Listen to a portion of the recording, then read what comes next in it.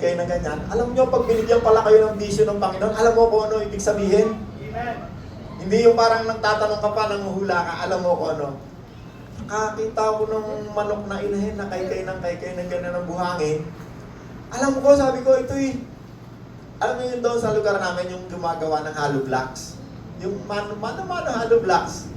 So, doon kami nag-umpisa 30 years ago. Sabi ko, hollow block. Kinabukasan, bumili kami nung nangutang ako, bumili kami nung makina. So, doon kami nag-umpisa. Yung hollow block na yon, naging hardware store, naging trucking business, naging gas station, naging batching plant, naging lumawak siya yung lumaki. Pero nag-umpisa yon dito sa verse na ito na parang naging prinsipyo ko na yun na lagi dapat tama. Kahit doon sa hardware, pag may mga, alam nyo na, minsan, lahat ng negosyo meron niyang kalokohan. Pero iba yung negosyo pag ikaw ay isang Kristiyano. Hindi pwedeng magdo-double yung dalawa yung mukha mo.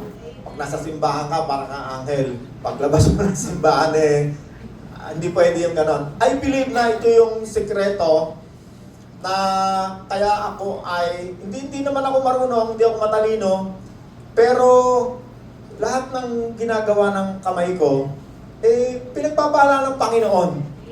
Nakita ko sa Bible pala, yung sabi nga, seek first the kingdom of God and His righteousness, and all these things shall follow. No? Yung ninanais natin, kapag tayo ay talagang tumayo tayo kung sa pananampalataya natin, hindi lamang sa ibang area ng buhay, kundi pati sa pagninegosyo, sasamahan pala tayo ng Panginoon. At meron pa ako isang verse gusto kong basahin. Lucas 5. Bago ko ituro sa inyo yung paano bumili ng property na walang bayad. Sino interesado? Walang pera, bibili ka ng property, hindi lamang walang pera, ikaw pa babayaran. Totoo, share ko sa inyo yan bago kami umuwi. Mag-umpisa ng negosyo, sino gusto magnegosyo? Sino ang negosyante na? Taas ang kamay. Negosyante. Yung mga gustong magnegosyo, taas ang kamay. Alam nyo kasi, hindi lahat ng tao tinawag ng Diyos na pastor. Kasi kung lahat pastor, di pastor tayo lahat. Hindi lahat ng tao tinawag ng Diyos na magnegosyo. Kasi kung negosyante tayo lahat, wala tayong manager. Wala tayong boy, wala tayong worker. Naniniwala kayo ron? Kasi kung minsan, ang pinaka-importante sa palagay ko, kailangan matuklasan mo ano yung guhit ng palad mo. Ibig sabihin, yung fingerprint natin iba-iba. Huwag kang manulad, huwag kang kokopya. Ay naku, galing-galing na, dito gusto ko to. No? Kailangan, gawin mo yung, share ko sa inyo yung una kong ginawa. Nung nandun ako sa DPWH, na alam ko mali ginagawa ko. Pero kasama ko na ang Panginoon. Alam ko na, masakit, nasasaktan na ang Holy Spirit. Kasi ang Espiritu Santo, pag tinanggap mo si Kristo, nandyan sa iyo Ayaw niya ng masama, kaya ang tawag sa kanya, Santo. No? Ayaw niya ng kasamaan. Pag may gagawin kang masama, hindi mo pa nagagawa, nagsasalita na, hindi mo pa nagagawa, papunta ka pa lang doon sa gagawin mo, nagsasalita na yan, ayaw niya yan. Kailangan makinig ka dyan. Pag nakinig ka dyan, sa Holy Spirit na nandyan dyan sa iyo, sabi ng Bible, tuturuan pa kita ng maraming bagay, hindi ko tinuturo sa marami. I believe na ang Holy Spirit ang great teacher. Pag nakikinig tayo, pero pag hindi tayo nakikinig, kahit turuan ka ng turuan ng Holy Spirit, hindi mo maririnig kasi hindi ka nakikinig. At ang unang ituturo sa iyo ng Holy Spirit, para ikaw ay matuto, pag gagawa ka ng masamaan, huwag mong gawin. Pag sinabi niya, sinasaway ka na, huwag mong gawin. Tinan mo, kahit natutulog ka, tuturuan ka ng Panginoon. Bibigyan ka ng mga ideya, ano gagawin mo bukas, ano gagawin mo. Ang Holy Spirit, siya yung great teacher. Hindi ko sinasabi, huwag tayo mag-aral Kasi ako, nag-try din ako mag-master, hindi ko lang natapos. Pero, yung Holy Spirit, siya yung talagang great teacher. Okay, isa pang verse. Lucas chapter 5. Samahan niyo uli ako sa Lucas chapter 5. Okay lang ba sa inyo? Tagalog lang ako eh. Kasi kung mag-English ako, baka lalong di tayo magkaintindihan eh. Lucas chapter 5, verse 1. Minsan, habang nakatayo si Jesus sa tabi ng lawa ng Genesaret, nagsiksikan ng napakaraming tao sa paglapit sa kanya upang makinig ng salita ng Diyos. May nakita siyang dalawang bangka sa baybay, nililinisan ng mga nangingisda ang kanilang lambat, wala sila sa kanilang mga bangka. Sumakay, wait na, 2-2, may nakit, ulit. 5-1, minsan habang nakatayo si Jesus sa tabi ng lawa ng Genesaret, nagsiksikan ng napakaraming tao sa paglapit sa kanya upang makinig ng salita ng Diyos. May nakita siyang dalawang bangka sa baybayin, nililinisan ng mga mangingisda ang kanilang mga lambat, at wala sila sa kanilang mga bangka.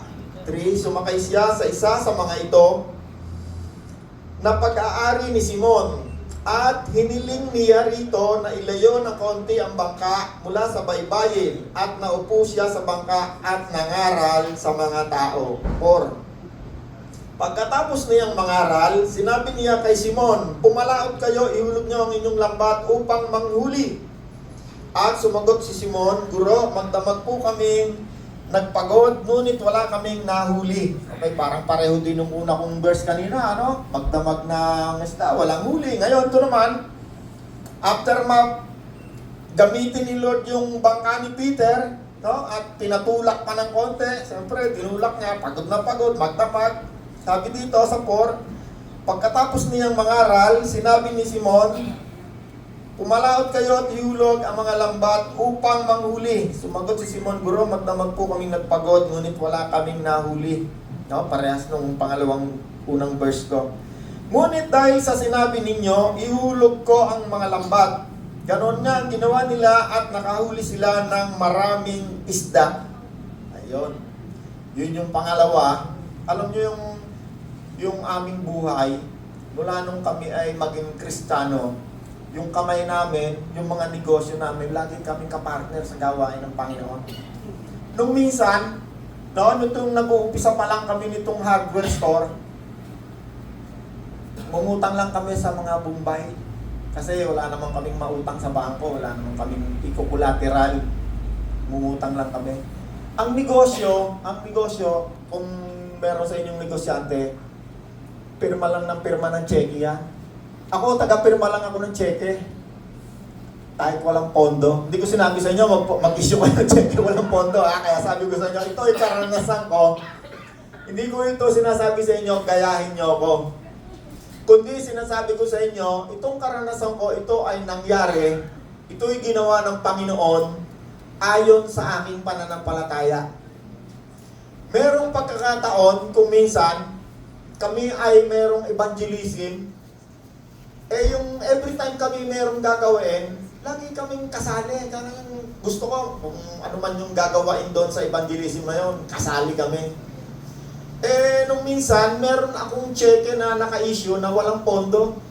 Yung araw na yon parang aligaga ako kasi walang pondo. Mga 30-something thousand yon. Nung mga bandang 9 o'clock na, merong bumili doon sa hardware. Ang halaga, yung pondo, yung cheque na kailangan ko sa God is good. Sulat ko agad yung materyales. Evangelist na kami.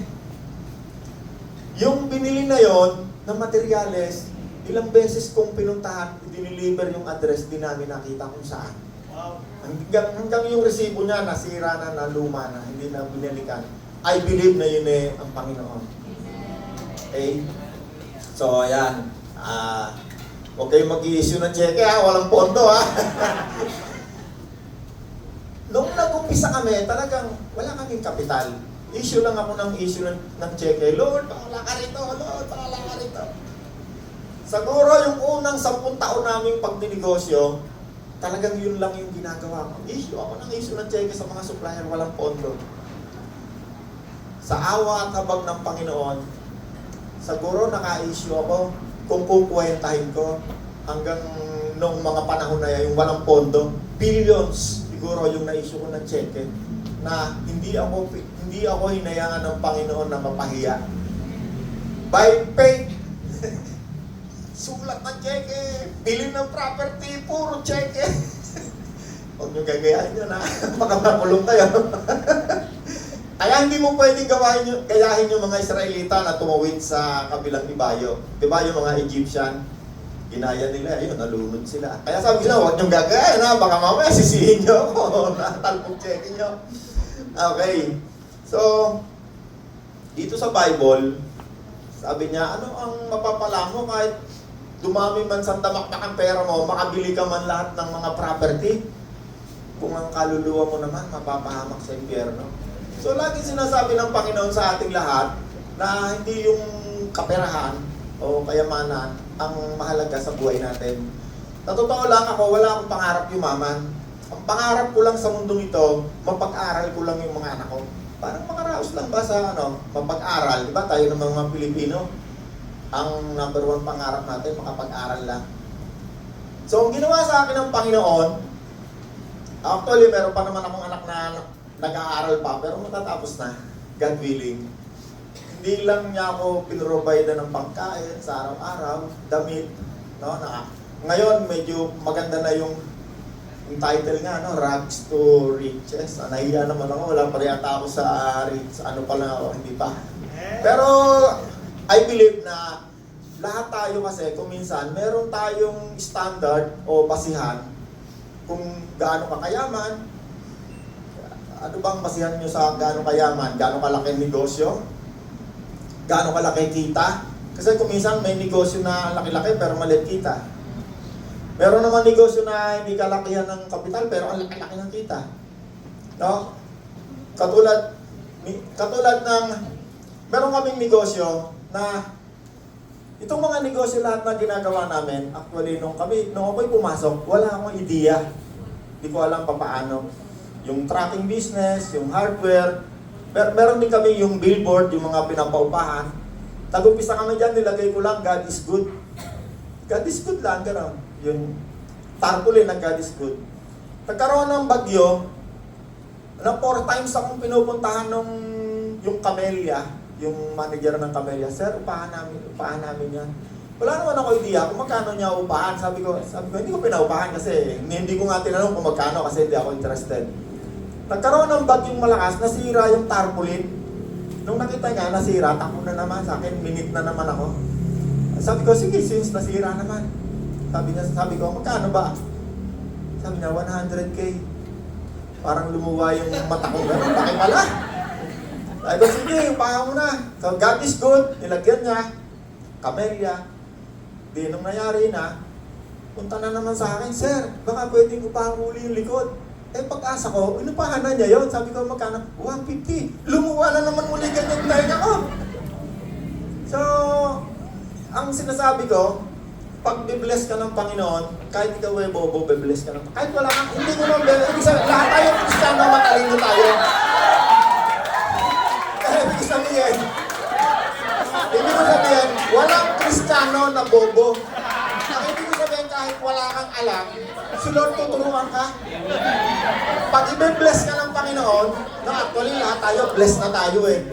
Bless na tayo mula nung tinanggap natin si Kristo, bless na tayo. Sabi nga sa Bible, kung ang kaisa-isa kong anak na si Kristo ay binigay ko ang buhay para sa iyo, anong pang bagay ang hindi ko kaya ibigay sa iyo? Walang ano ang Panginoon eh. Pag pagpapalain ka ng Panginoon, walang kondisyon. Yes! Kasi sabi nga ng Panginoon eh, binigay ko na nga anak ko, ano pa bakit hindi ko mabibigay sa iyo? Walang kondisyon, hindi kondisyon yung, pag hindi ka nag-stay sa church nyo ng isang buong maghapon sa Sunday, hindi kita bibless. Although, hindi ko sinabing, kaya nga sabi ko kanina, kailangan nakahawak yung kamay natin sa gawain ng Panginoon.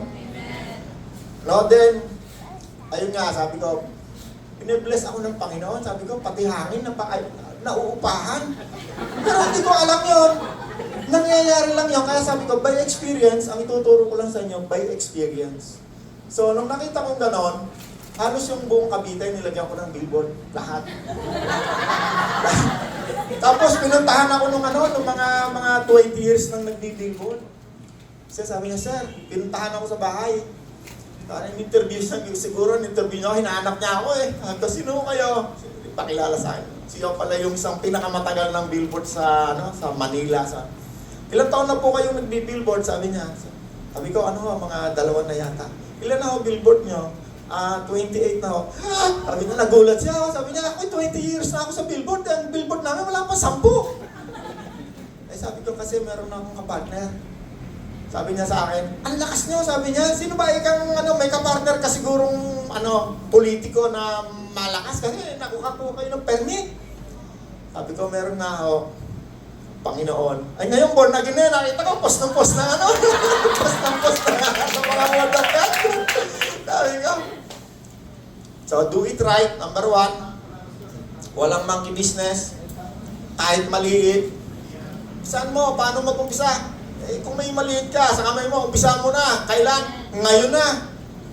Kasi yung parable of the talent, yung binigyan ni Lord ng talento, nakita nyo yung binigyan niya na kumita, inimbest Agad niyang inimbest. Nung siya pinagkatiwalaan ng Panginoon ng talento, kung basahin niyo yun, hindi ko na masabihin sa inyo yung verse, alam niyo naman yan. Pag meron ka ng idea, kasi number 1, idea. Hindi pwedeng gaya-gaya ka lang, kailangan hingi ka kay Lord ng idea. Lord, bigyan mo ako ng idea. Desire na mag-business. Pag binigyan ka na ni Lord ng desire, ito naman malalaman mo pag meron ka ng desire na mag-business. Yung isip mo, kahit tulog ka, iisip mo yon. Kahit tulog ka. Kasi nung nag-umpisa akong mag-business, hollow blockan, kahit tulog ako, kahit saan ako magpunta, nakikita ko yung hollow block, gano'n. Aral ako ng aral, naaral ko yon.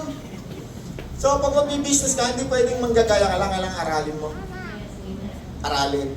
Saan ka kukuha ng raw material? Saan mo ibebenta? Saan ka pupwesto? Actually, yung pinagpipray kong pwesto, hindi namin nakuha. 3 months ko, pinag-prayer ng fasting ko, papayat na ako kapapasting. Hindi binigay ni Lord. Alam niyo, pag yung hinihingi niyo, hindi binigay ni Lord, ang ibig sabihin, may mas magandang nakalaan sa'yo. Alam niyo yung binigay sa amin ni Lord, yung kung saan ngayon, nandun yung batching plant, nandun yung Petron, nandun yung building namin mga pinapaupahan kaming warehouse, may mga... Yun ang binigay sa amin. Pero nung binigay yon, sabi ko, sige na nga. Hindi niya binigay. Yung hollow blockan, dito, na-bankrupt na yung hardware na yon. So, nagsara yung hollow blockan. Pero bago magsara, meron pang hardware, meron pang gumagana pa. Nung naupahan ko yung hollow blockan niya, ay di instant, pero nung customer, yung hardware. So, anong gumagawa kami ng hollow block? Siya nabili. Meron ako Tapos, nung nagsara na itong hardware niya, bigla na lang siyang nagsara kasi na-bankrupt nga. Ang daming naghahanap sa kanya, nanghahanting, nanginingil. Sa pagpasok kong gano'n, kasi meron siyang bayarin sa amin na kung magkano. Pagpasok ko sa hardware, sabi ko, siguro ito na yung bayad niya kasi may naiwan siyang lamesa, tapos mga paninda na mga hindi na mabebenta, mga kalawang-kalawang na. Umupo ako doon sa loob, binuksan ko konting ganun yung accordion kasi mainit. Pagbukas ko, biglang, sir, maniningil kami, naniningil. Isip ko, ako nga rin, naniningil. Maya-maya, upo-upo kang gano'n, kamot-kamot akong ulo, ano kaya? May pumasok, bumibili. Di ngayon, yung bumibili, ang ginawa ko, meron akong isang manggagawa ng hollow block. Pag bibili, bibili siya ng, 5 kilong pako. Sabi ko, papakuha ko sa bodega, kukunin ko yung pera. Yung bodega pala doon sa kabilang tindahan kasi tabi-tabi yung hardware doon. Papabiliin ko ron, papatungan ko ng mga 50 pesos, 100. Aba, nung kinabukasan, binuksan ko uli, abala, tuloy-tuloy, may bumibili. Ang ginawa ko, tinototodo ko na yung bukas ng accordion. Tapos, mga stante na walang laman, nilagyan ko ng mga kahon na para lang magmukhang may laman. Ang Panginoon nagtuturo Tuturuan ka talaga ng Panginoon kung ano yung kailangan mong gawin. Di ngayon, di gano'n, bibili lang kami bibili kami rito. Tapos patong. Pag may nagtatanong sa akin, paano ba mag-umpisa ng hardware? Ang sagot ko, upo ka lang sa lamesa. Tapos na, alam nyo ngayon, kami na yung supplier ng wholesale ng semento, ng mga aggregate sa mga hardware. Buong Cavite. Actually, nung pandemic, kami lang ang may semento kasi yung dalawang multinational na factory ng semento, kami lang ang binigyan. Kasi may mga nakakuha kami ng exemption doon sa mga project ng communication, yung dito, yung mga truck namin exempted. Nagtaka yung mga factory, pwede kayo makadili? Oo, pwede. Kami nagsusupply ng mga semento. So, hindi ko yun inaral, hindi ako matalino, pero pag nandun ka na, dahil ang Panginoon ng kasama mo, tuturuan ka niya. Tuturuan ka niya. Kasi naalala ko, nung ako'y nag-decide na, Lord, susundin na kita mula ngayon. Kasi dati, kahit alam kong ang Panginoon ko, pero hindi ko siya sinusunod yung laman ko pa rin ang nasusunod. Nung ako'y nag-decide na, Panginoon, mula ngayon, ikaw na ang aking Panginoon. Nag-abroad ako. Nag-abroad muna kay DPWH, nag-abroad ako. Nandun ako sa abroad, from Jeddah, nalipat kami from Riyadh to Jeddah, halos 24 hours kami nag-travel sa bus. Ang unang panalangin ko sa Panginoon, Panginoon, ituro mo sa akin saan ako magsisimba, saan ako magba-Bible study. Dalawang tanong. Yun ang unang-unang na-realize ko na talagang ang Panginoon, pag kinausap mo, tuturo niya sa'yo, sasamahan ka niya. Pagdating ko ng Jeddah, di ko alam kung saan ang silangang kanluran, lumabas ako ng bahay, lakad, para ako may kasama. Ikot ako doon, yung unang bahay na natutong ko, inikutan ko gano'n, sumakay ako ng bus, punta ako, di ko alam kung saan ako pupunta. Baba ako ng building 24th floor. Pagdating ko ng 24th floor, before 24th floor, meron pang isang inikutan ko, bahay rin, apartment. Mas lakad naman, 24th floor. Pagdating ko sa 24th floor, meron ako isang Pilipino na salubong. Pagbaba ko ng elevator, 24th floor, hindi ko alam kung saan ako pupunta, 24th floor. Paglabas ko ng elevator, may Pilipino, pasakay naman ng elevator. Hindi sumakay ako, kinuwento-kwento ko. Yung Pilipino na yon na pababa ng elevator, doon sa apartment na sinilip ko bago ko umakyat ng elevator. Bago ko may naghiwalay, sabi sa akin, Brad, meron kami Bible study, atin ka dito. Uwi na ako ngayon. Pagbaba ko ng bus, pagbalik ko doon sa dinaanan kong nikutan kong bahay, may lumabas na tao, Brad, church to atin ka rito Uwi na ako sa bahay. Nagkaroon ako ng church, saka ng Bible study. Pinakaunang-unang karanasan ko na pag ang Diyos kinausap mo, tinanong mo kahit anong hingin mo. Tuturo niya sa'yo. Sasabihin niya sa'yo kung anong gagawin mo. Magmula noon, hanggang ngayon sa negosyo, pag meron akong hindi alam, yung tracking, wala akong alam dyan Pag nasira yung pyesa, hindi ko alam saan ako bibili. May mga pyesa yan na talagang wala doon sa Cavite. Wala kang mahanap. Mga oil seal, mga bearing na specialized. Pagpunta ko ng Binondo, yung unang pinaparadahan ko ng sasakyan ko, supplier ng ganun sa buong Pilipinas. Talagang pag ikaw humingi ka ng tulong sa Panginoon, tutulungan ka. Hindi pwedeng hindi ka tutulungan. Kaya lang sabi ko sa inyo, sa palagay ko, kailangan natin mag-decide. Sa umpisa pa lang. Saan ka? Sa liko o sa tuwid? Sa kaliwa o sa kanan? No? Kaya sabi ng Panginoon, ihulog mo sa gawing kanan. Number 1, ang prinsipyo ng negosyo, sa palagay ko, para ikaw ay samahan ng Panginoon, do it right. Katulad nung nagsalita kanina, ang taxes nga lang, ngayon nga lang araw na to, last week, halos buong linggo, halos tong taon na to. December, meron kaming garnishment sa BIR. Kasi ayaw namin nilagay. Hanggang umaabot kami sige, kung gusto mo kami kasihan hanggang korte, tatayo kami kung ano yung matuwid. Pero nabawi namin yung nag-garnish. Kasi, ayoko naman magsalita ng against sa gobyerno. Pero bilang Kristiyano, tumayo tayo dahil ang Diyos ang kasama natin. Pag ang Diyos ang kasama natin, walang nakakaaway sa atin. Oras pa ako, darling. Konti pa.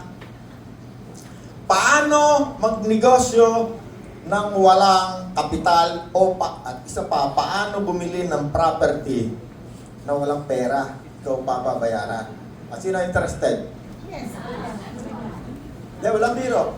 Okay, lapit kayo. Sige, dyan na lang. Kinito ha. 7 times nangyari yan sa amin. Walang reality. Hindi ko alam yan kung paano. Hindi naman ako nag-aral sa Harvard University. Baka sa Harvard, tinuturo yan. Pero may nakausap akong taga-Harvard University. Sabi, tinuturo ba sa inyo paano bumili ng property walang pera? Ano ka, sira ulo? Sabi ko, ba't nangyari sa akin 7 times?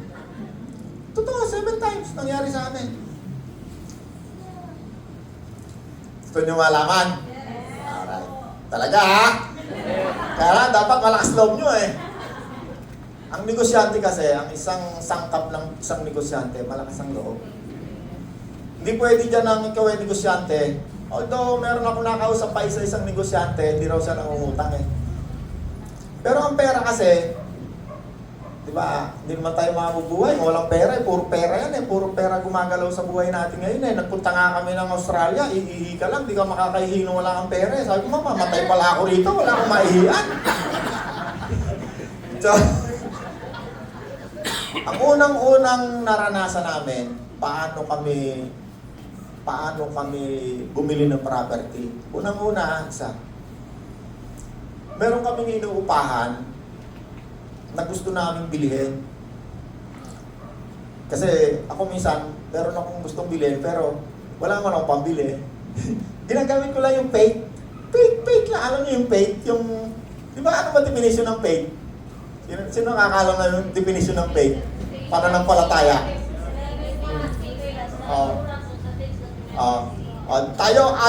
Tayo ay mananampalataya, di ba? Tayo ay nabubuhay tayo sa pananampalataya. We live by faith, no? So, gagamitin natin kung ano yung sinasabi ng Bible sa atin. Di ngayon, gusto kong bilhin. Di, siyempre, hanapin mo yung may-ari. Pinuntahan na ang may-ari. Sabi ng may-ari, ganito yung presyo. Parang 2 million, 3 million yata something. Di, binibenta nga kasi wala namang pambili. Di, prayer! Susunod sa faith, prayer. Hindi pwedeng ikaw ay Kristiyano ka, tapos hindi ka marunong manalangin. Sino sa inyo nananalangin? So yung panalangin, tsaka yung faith, ano yan na laging magkasama yan? Meron kang gusto, di mo alam paano mangyayari. Tanong mo sa Panginoon. Humingi ka sa Panginoon ng kung anong dapat mong gawin. Di ngayon, darling, sabihin mo, matapos yung oras ng susunod sa akin, ha? Titingnan natin kung ano lang yung pwede kong ma-share. Sabi nung may-ari, sabi niya, 3 million. Sabi niya, 4 million yata, sabi. 4 million. Sige, panalangin. After mga 3 months, ay may dumating na letter galing sa bangko na embargo na pala yun ng bangko. Na-embargo na pala yung property ng bangko. Di, inalam namin magkano na embargo doon sa bangko. Aba, mura lang pala, parang 2 million lang. O 1 point something lang million. Mas mura. Gusto nung, siguro, siyempre, yung may-ari, gusto niya mabenta, siyempre. Meron akong kaibigan na manager ng bangko. Sabi ko, manager, Christian din yun eh. Manager, meron akong gustong bilhin property, paano mo maganda? Sabi kasi kunin mo yung title. Sabi, nakasangla eh, binilhan nga ako kami ng ganito eh, yung bangko. Sige ka na. In-appraise niya. Nung na-appraise niya yung property, mas mataas yung value doon sa pagkaka-embargo. Kung baga 1.5 million na embargo, in-appraise niya parang 2.5 million. Di nung in-appraise niya, sabi ko, sige manager, trabahuin mo at utangin ko sa'yo. O hindi kinuha ng bangko, binigay sa akin, ako pang binayaran yung sobra. Dati sa Bombay lang ako nangungutang, nagkaroon ako bigla ng kapital. Sana naintindihan niyo ang pinakwento ko? Hindi ko sinasabi sa inyong gawin niyo yan, kasi yan, hindi ko alam, nangyari lang yan. I believe na yun ang way ng Diyos. So, dati, bibili ako ng property, wala pa akong pera eh. So, by faith, ay ko, Lord, kada meron akong gusto, nagpipray ko lang. Pagdadaan ako, pagpipray ko. Tapos si Lord na nagawa ng way. Paano mangyayari? 7 times nangyari sa amin. Kabili kami ng property, kami pa binabayaran. Pinakahuli, yung kung saan ngayon yung Petron nandun. Ang presyo niya, nung tinanong namin yung may-ari, 30 million. Eh, gustong-gusto ko yung property kasi doon kami nag-umpisa nung umupa ng hardware eh.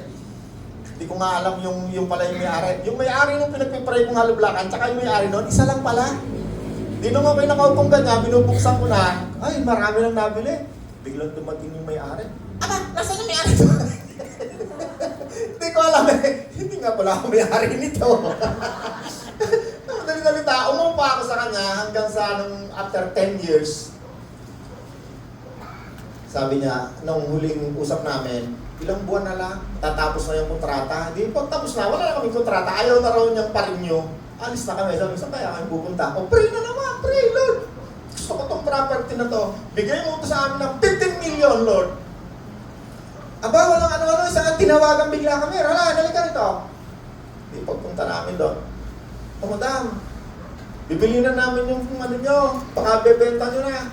Sabi ni madam, sige. Sabi sa akin, magkano ba gusto mo? Ako tinanong. Sabi ko, 15 million ho, madam. Baka pwede. Sabi niya, o sige. Problema ko lang, no? Pamili. Wala nang pamili. Ay di, prayer na naman. Huwag nyo nga kalimutan manalangin kasi ang Diyos, yung hindi natin kayang gawin, kayang gawin. Ay di, pray. Parang may nagtuturo sa akin, alam ko talagang may nagtuturo sa akin. Sino yun? Banal na Espiritu, ang Panginoon. Nagkaroon, akala nyo lang yung parang, oy, natutunan ko to, oy, may pumasok sa isip ko. Pagkasama mo ang Panginoon, siyang nagtuturo sa'yo. Siya yung great teacher. Bay, naisipan ko, pero ano naman ang cheque, dating gawi. Sabi ko, pagbalik day, punta kami ron. Madam, pwede bang show namin ang cheque? Ganito. 10 years. 15 million. Pwede bang isang lang sa bangko? Ilipat ko na sa pangalan ko. Yung down payment, bibigay ko sa'yo. Lahat ng sagot, yes. Walang no, lahat, yes. Sinangla ko na naman sa bangko. Kumbaga, nag-down ako ng parang 2 million o 3 million, nasangla ko ng 7 million o 5 million. Meron na naman akong 2 million. Sipin mo, wala kang pera, nagkaroon ka ng property. Ang upa na namin doon, dahil kasi lumalaki yung hardware parang 60, 70K na per month.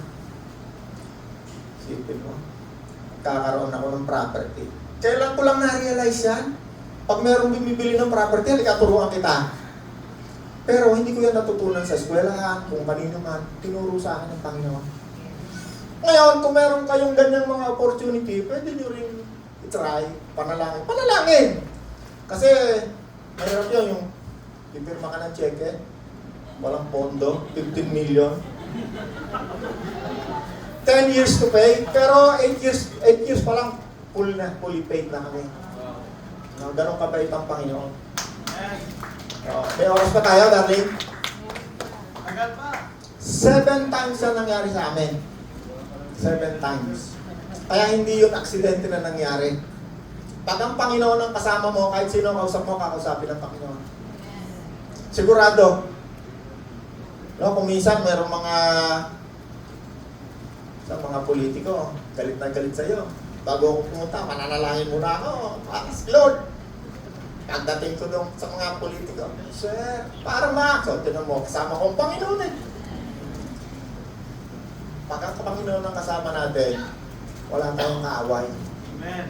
Kahit taga-BIR. Alam niyo yung hiningi sa aking dokumento ng BIR, halos kalahating toniladang dokumento. Kailan lang nakaraang linggo, sabi ko, kahit tingin nyo lahat yung buong opisina ko, papakita ko sa inyo. Talagang tatayo lang tayo sa totoo, huwag tayo doon sa shortcut. Kasi ang karaniwang problema ngayon ng negosyante, pag hindi na nila kayang suportahan yung dokumento o yung kamalian nila, ang solusyon nila ay tigil ang negosyo. O kaya naman, laylon sa negosyo. Pag ikaw ay nasa tama, kahit sa langit makapunta, hindi kayo walayan ng Panginoon. Kahit sa Supreme Court, marami na kaming ganyang karanasan sa 35 naming taon ng pagninegosyo. Amen? Amen. Paano ako nag-umpisa ng hardware? Ayun, upo lang. Nakakabili ng lupa kahit walang bayad, ako pa binabayaran, tayo pa. Paano magnegosyo kahit walang puhunan, kapital? Pero meron pa isa. Di ang negosyo, hindi naman pag-umpisa mo ng negosyo, malaki ka agad eh. Maliit, yun nga, halublakan nga lang eh. Halublakan, tracking, hardware, supplier kami sa mga batching plant.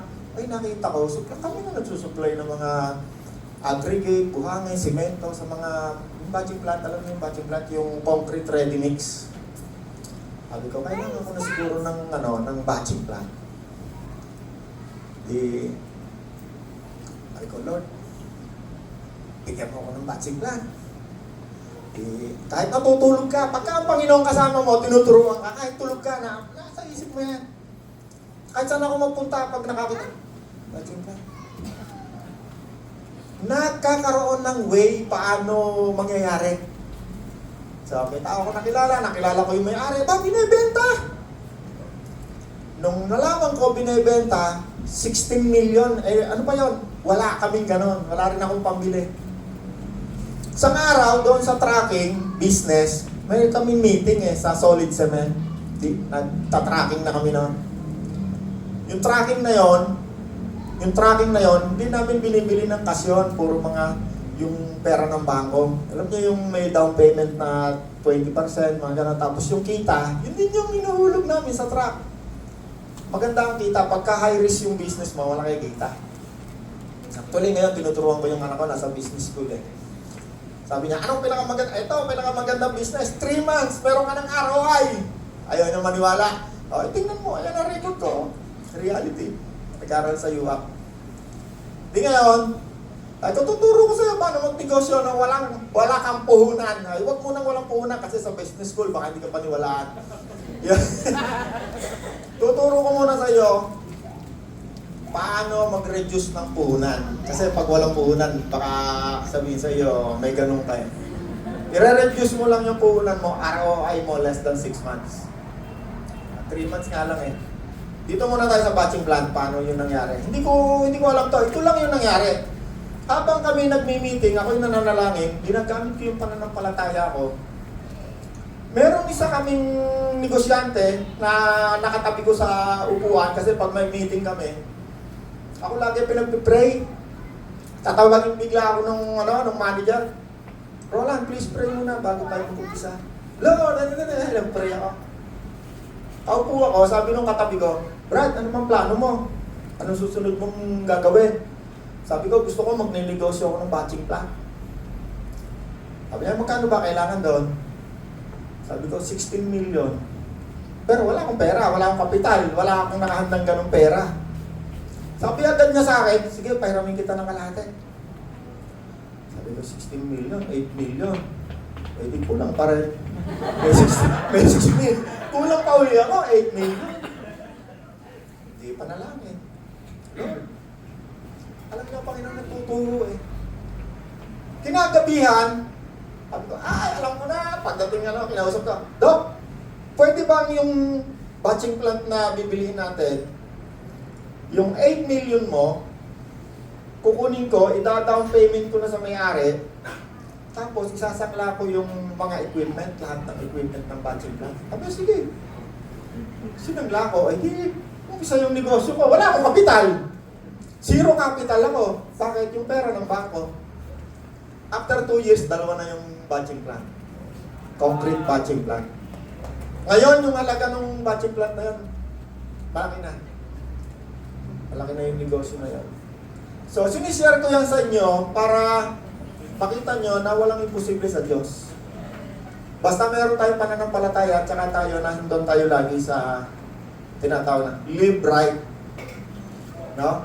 Pag-business tayo ng unusual business. No? Sabi nga, business unusual, sabi. Ang Kristiyano, kakaibang magnegosyo sa mga hindi Kristiyano. Amen. Kakaiba. Ako malimit ako, sinasabihan ako, mali naman yung ginagawa, paano kikita yan? Ay talagang hindi ako nagawa ng katulad nyo eh. Unusual kami Kristiyano. May bago kaming business, yung Adrianos, events place sa Tagaytay. Nakikita na rin yun. Meron kaming isang tao doon na napakabait. Tutulungan kita, ako bahala. Success, 100%. Ako bahala dyan, ako. Binatuhan ko, pinalayas ko. Sabi ko, kukunin mo pa yung ano ng Panginoon, ha? Kahit ako bobo, magiging successful yan. Ngayon, successful. Kumikita na ngayon. God is good. Amen. Ayan, iwanan ko na kay Sister Wenzel. God is good. Palakpakan natin ang Panginoon. Napakabait ng Panginoon. Huwag tayong mawawala ng pag-asa sa ating buhay. Kay Lord lang lagi. Ay, teka pala, pwede ba? Kasi ang isang prinsipyo namin, mula nung kami nakakilala kay Kristo, hindi kami napunta ng simbahan o Bible study na hindi kami yung kamay namin, wala kami binibigay sa Panginoon. Sa Panginoon, sa gawain ng Panginoon. Kaya ngayong araw, bago kami umuwi, pwede bang samahan niyo ako, magbigay tayo sa gawain ng Panginoon, sa gawain ni na Pastor Ray Dorimon. Kahit magkano lang, hindi kayo, alam ng Diyos magkano yung kakayanan niyo, huwag niyong ibigay yung hindi niyo kaya, alam ng Diyos. Hindi kailangan ng Diyos ng pera, maniwala kayo. Kailangan lang natin yung ating faith mag-activate sa pamamagitan ng pagbibigay ng offering. Amen.